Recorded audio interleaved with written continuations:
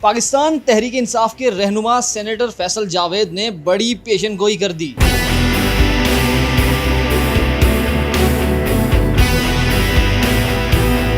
पाकिस्तान तहरीक इंसाफ के रहनुमा सेनेटर फैसल जावेद ने बड़ा दावा कर दिया। उनका कहना है कि इंशाअल्लाह जल्द इमरान खान एक बार फिर वजीर आज़म पाकिस्तान का हल्फ उठाएंगे।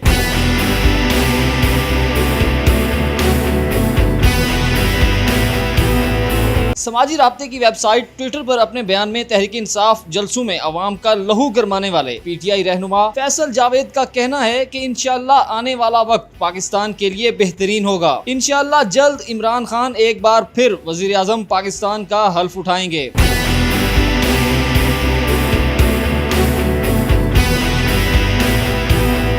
पूरी कौम को, पूरे पाकिस्तान को यकजा रहना है और तफरीक से बचना है। फौरी और साफ और शफाफ इंतखाबात तमाम तर